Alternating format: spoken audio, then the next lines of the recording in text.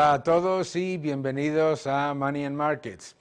Los datos económicos de la Unión Europea y de la Eurozona son extremadamente preocupantes. Son datos que reflejan lo que es el proceso lento e inexorable por el cual los estados terminan por destruir una economía.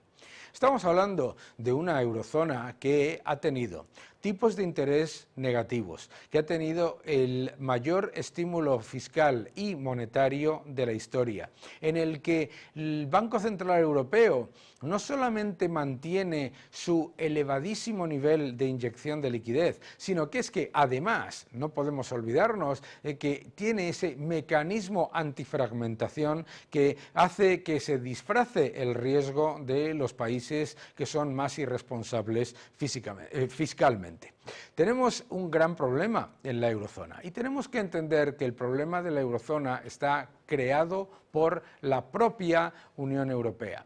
Una estructura burocrática que se dedica a regular, introducir frenos, barreras al comercio, barreras al crecimiento económico, que nació como una forma de crecer y de generar sinergias entre países libres y se ha convertido en algo que ya no defiende la industria, no defiende la agricultura, no defiende tampoco las fronteras y tampoco defiende a la ganadería. ¿Y qué es lo que está haciendo? Literalmente condenar a la Unión Europea a ser el museo de Europa.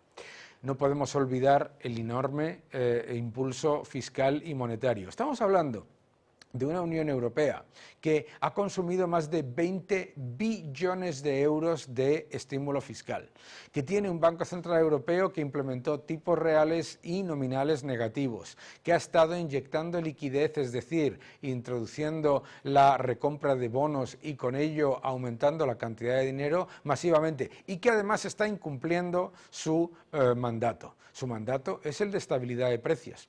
Y el empobrecimiento de la Unión Europea es importante no solamente a nivel relativo, sino a nivel absoluto. Estamos hablando de una realidad de unos países que están dejando atrás lo que son los elementos esenciales del crecimiento económico. La defensa de las empresas, el dar a las empresas el fortalecimiento y la capacidad de fortalecerse, de crecer, de establecerse. Es una maquinaria extractiva en lo fiscal y confiscatoria en lo monetario. Y claramente no está funcionando. El problema, cuando se le da demasiado poder a los políticos, es que una vez que no funciona, redoblan la apuesta. Y ahora, ante la evidencia de lo que ha sido un fracaso económico, porque no podemos olvidar que la eurozona está recuperándose a niveles de 2019, cuando los niveles de 2019 eran ya de estancamiento secular. Estancamiento, alta deuda, mayor monetización, pérdida de poder adquisitivo de los salarios. Es la economía al revés.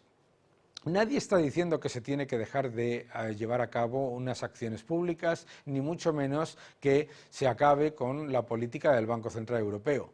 Pero lo que está ocurriendo en la economía europea es que se está mirando la economía al revés, como si fuesen los estados el elemento fundamental y no las empresas, los contribuyentes y las familias. Como si los estados y su maquinaria burocrática fuesen el pilar de crecimiento, que no lo son, absorben crecimiento. Y además, lo que está claramente reflejado en los últimos datos es que se pone por delante al Estado, se pone por delante la política monetaria y se introduce una política fiscal extractiva y confiscatoria y termina por empeorar la economía, la productividad, el tamaño empresarial. Hemos perdido la batalla tecnológica por incomparecencia.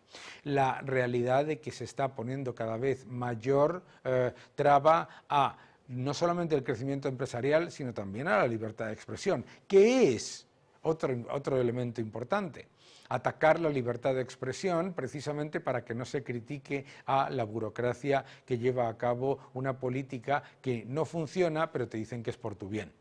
la destrucción del tejido industrial en Alemania, Francia en décadas de estancamiento y encima descontento entre los ciudadanos.